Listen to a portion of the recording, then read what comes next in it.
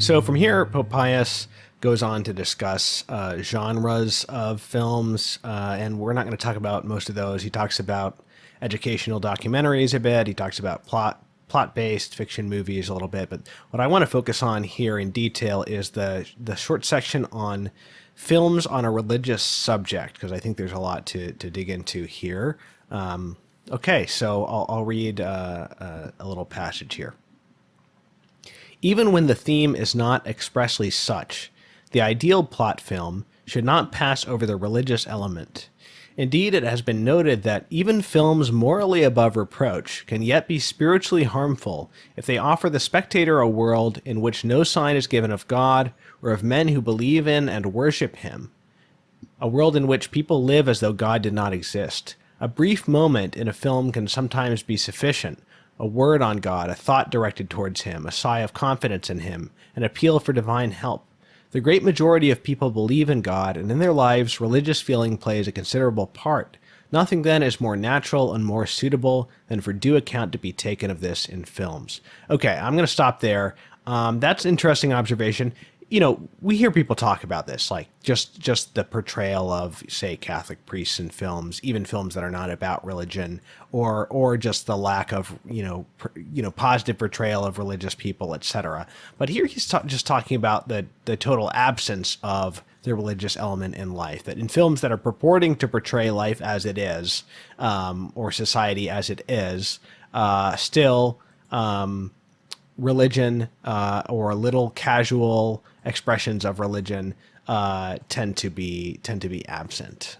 So I think that's an interesting point, and something that we don't think about too much. We think of it in terms of representation or whatever, but I don't know if we think of it as much in terms of kind of the worldview that it subtly inculcates in the viewer, who whose views of how the world is formed by a lot of film watching. Yeah, definitely. And it's interesting to think about, both in Europe and in the USA in this period. In the US, we're under the production code. In Europe, there are various streams of filmmaking happening.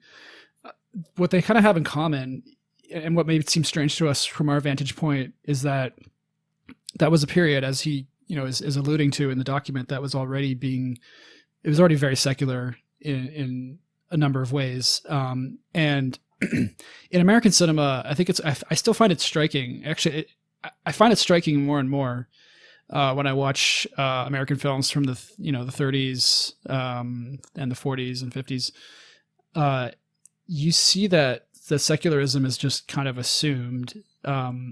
There may be, nods to God here and there, as he kind of mentions, but on the whole, you're seeing lots of different kinds of stories and characters who really are living and acting as though God doesn't really matter. I think of how, marriage and divorce is handled in Hollywood, movies of this time. It's such a kind of like, it's such a constant kind of back and forth of characters, getting divorces or getting, quick marriages. Even the awful truth in which the marriage triumphs, doesn't really have any kind of sense of the sacredness of the vow or something like that. Yeah. And I mean, you can make the argument, well, that's just, comedy kind of exaggerating something, for its effect. But, I think you see it across the board. Piety, religious piety, is something that's kind of reserved for specifically religious topics. I think maybe most of our listeners will be familiar with kind of the handful of titles from classic Hollywood that always come up: Song of Bernadette, Keys of the Kingdom, Come to the Stable, Ben-Hur. It's kind of like the same, I would say, like maybe dozen, if that even, films that are kind of referenced as high watermarks for Hollywood religiosity. I think one reason why it's kind of always the same ones being brought up is because there weren't that many religious films to speak of. But then also too, they stand out because, the virtue of piety and related aspects, are kind of, they're not lacking from all the other films, but, it's just that, they really, that you can see that there is kind of an exception here. And I think part of that is to do, even with the treatment of religion under the production code in general, there's this kind of sense of sometimes you get very specific, Catholic or Protestant characters where the film goes into the kind of the specifics of that. But often there's a more just general kind of veneer of religiosity that is supposed to it's sort of this American civil Christianity that, everyone kind of assumes. So I think he's responding to that aspect. I think in Europe there was, I don't have so many European examples offhand, but I think you can kind of see that too. And a lot of the writers who are writing about religion in cinema from the 40s and the 50s, you can sort of see there's this like alternative canon of French and Italian films that are on specifically religious subjects. They might be about saints, but there's also this kind of sense in a lot of these writings that these are films that are seen by the mainstream French and Italian film industries as kind of outside the norm or kind of outside the mainstream, such that, the biggest names, the biggest directors are not the ones who are taking on these projects.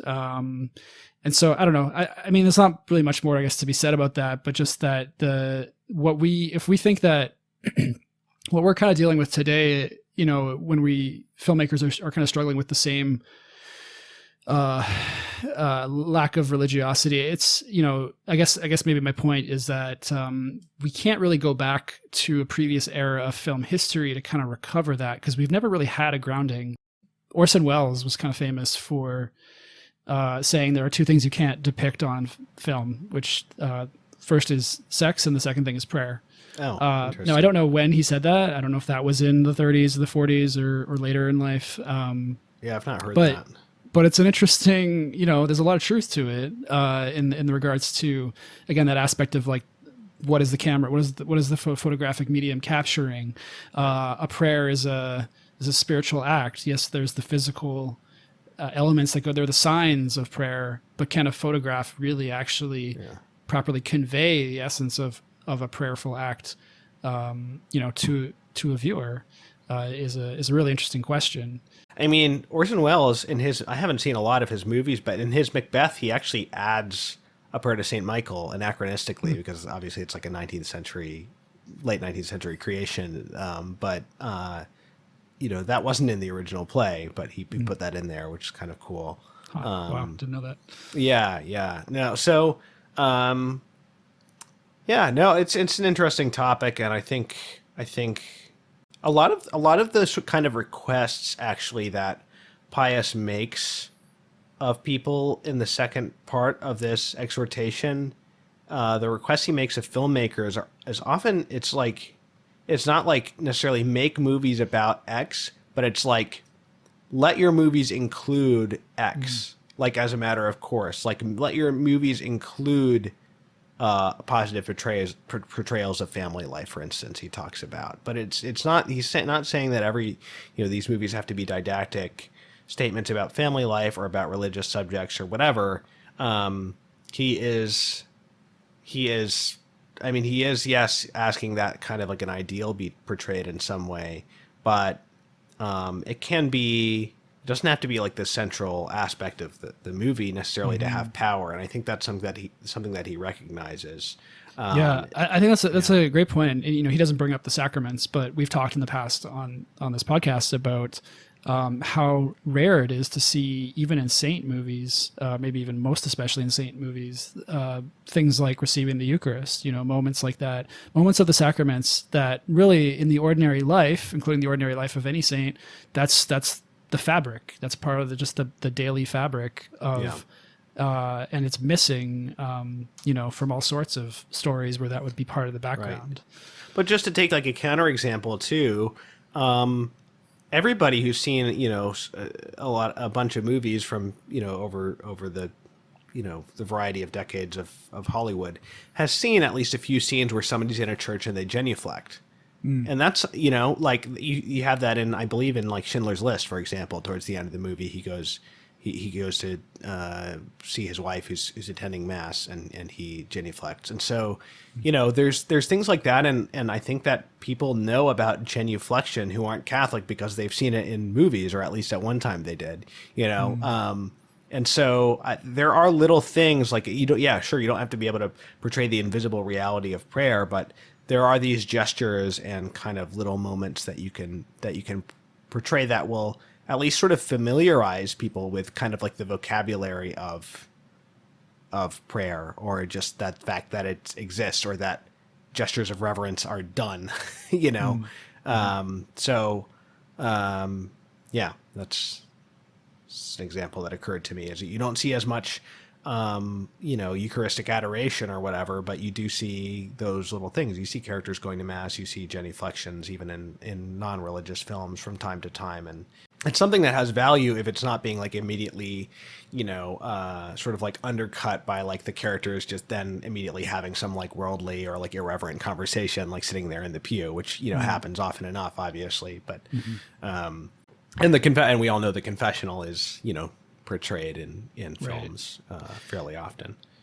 Because it's one of those areas where you can actually advance the plot because it's a dialogue. Right. Yeah. Exactly. Yeah.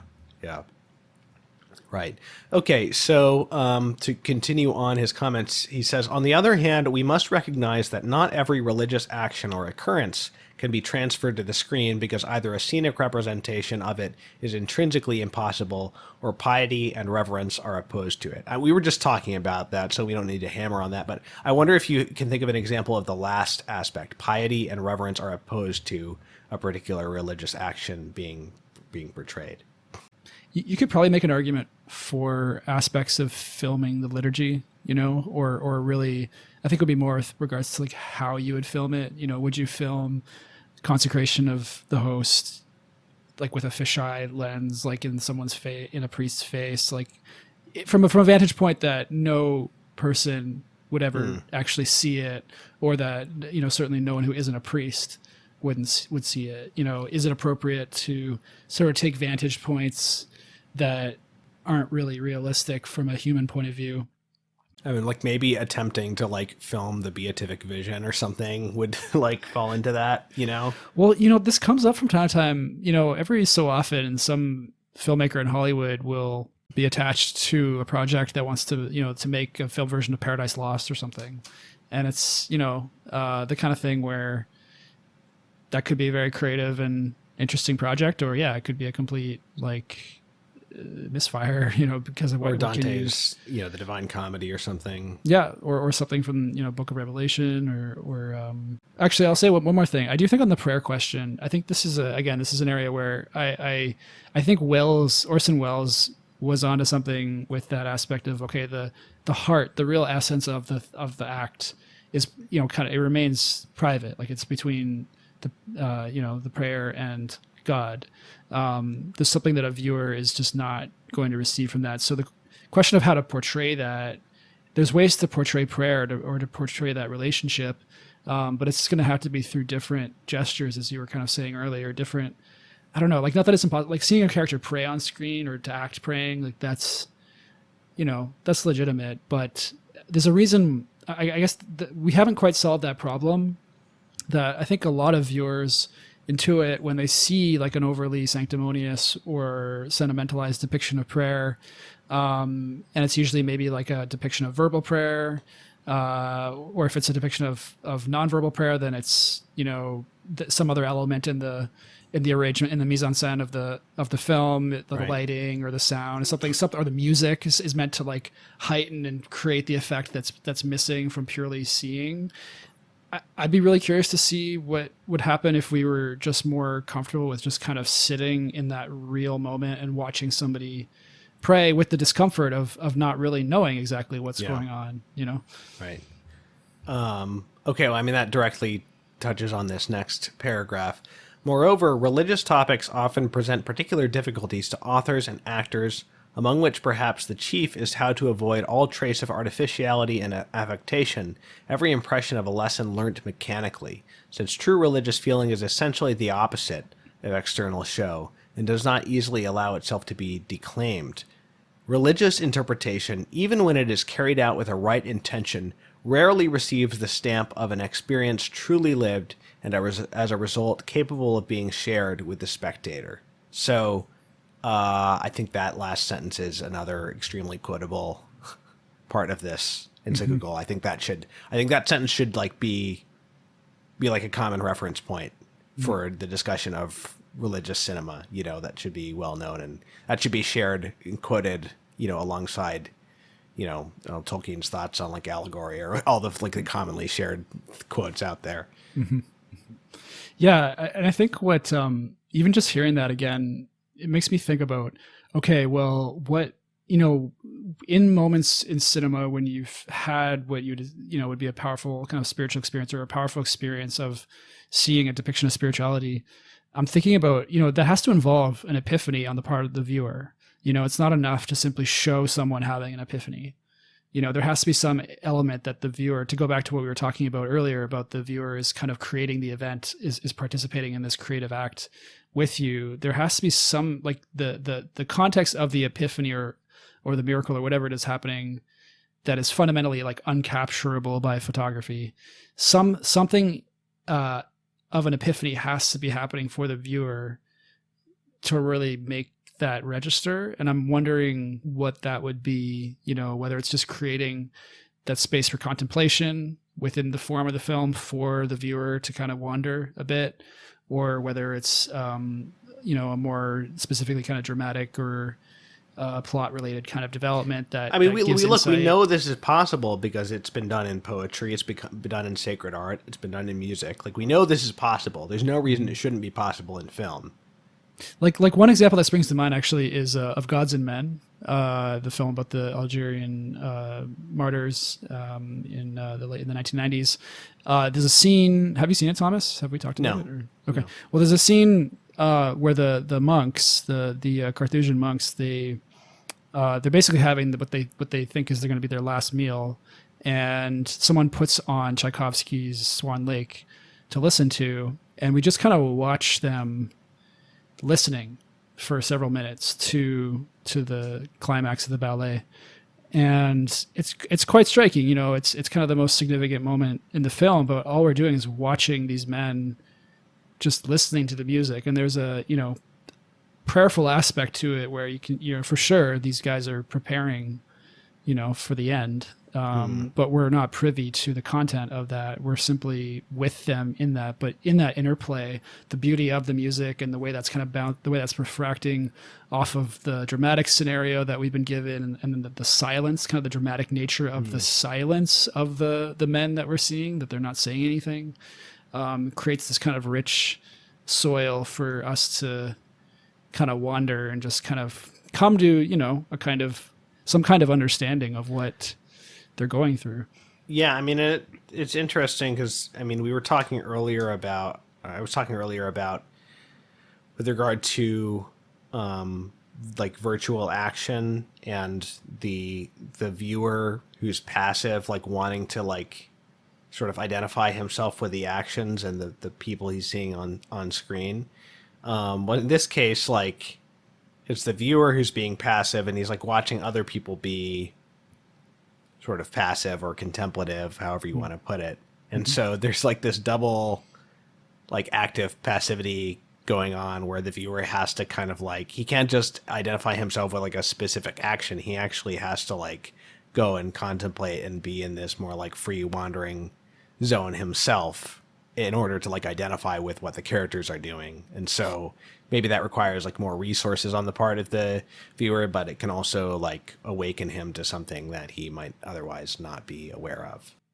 Yeah, I think that's right. It's kind of an invitation to a deeper experience of leisure. It's sort of almost like, when we're watching a film, really the film is leading us to where it thinks we should go. And often that's very busy, it's very active, but that's why it's all the more striking when a filmmaker makes the countercultural, I would say, decision to stop the busyness and to really have a moment of rest. And that really invites us into that moment of leisurely contemplation. It's quite unique when that happens. Right. And now Pius says that even when religious interpretation is carried out with the right intention, it rarely receives the stamp of an experience truly lived, and as a result, capable of being shared with the spectator. And they say that you can't give what you don't have. So I mean, there's that problem, right?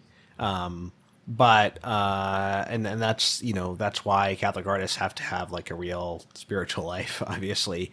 Yeah. But Well, also, I was just gonna say, like, yeah. in line of that, it makes me think of, again, the sort of classic Hollywood, model that a lot of people like to mock when they talk about holy moments or whatever. And I think Song of Hmm. Bernadette's kind of like foremost in people's minds when this happens, where it's the choir, the soft lighting and the eyes looking out. It's kind of almost the Spielberg, Spielberg kind of took this this posture of the human soul in a way, and did his own thing with it. But it's that experience, expression of awe, and then the music. But the music in particular is what always gets me. It's very insistently saying this is what's happening. And then what's interesting is that gets fed into our perception, like, of, people always talk about when they have experiences in prayer. It wasn't like the movies. It wasn't like this thing. Even if nobody consciously expects it to be like that, there's still this expectation of a certain kind of dramatic nature to it. And I Right. guess what I'm getting at is the way that the film has fed our perception and expectation of what the real thing Right. is supposed to be like. But I mean, the other aspect of what he says here, that being capable of being shared with the spectator, is like, the filmmaker may, or the actor may have had such an experience, but they may be too, like, they may not, going back to like allowing for freedom, like they may not trust the viewer, so they may be too heavy handed, or they may like squash it in the way that, parents can sort of like over explain or over prompt their children in their own prayer and spirit, young children, like their own spiritual experiences, rather than like trusting that like the Holy Spirit is working in the small child, even without like a lot of like theoretical understanding. I think a similar thing can happen for religious art, obviously. I think, just one last note on this that it ties in. Andre Bazin wrote a great essay in the early 1950s about a film that was about the life of Saint Maria Goretti, and it's an Italian film called Heaven Over the Marshes is the English title. And he wrote an essay that was praising the film for not falling into these kind of formally pious ways of expressing the sanctity of Saint Maria Goretti. That film is, I think, I haven't seen it, but my understanding is that it's somewhat in the neorealist tradition, and that it's taking a very kind of just day to day view. But Bazin, was the point he was trying to draw out, was that obviously in the life of a saint, who's still with us on Earth, it's still ordinary. Life is still ordinary, and to the eyes of the viewer, who things will still seem ordinary. I think that's a really important insight for filmmakers who want to adapt pious subjects, and especially the lives of the saints, that how that looks in action in the moment isn't, with the benefit of hindsight. Like, if we really want to get into that moment, we need to see that life unfold the way that we would see any life unfold, in terms of its kind of ordinary and then sometimes extraordinary aspects.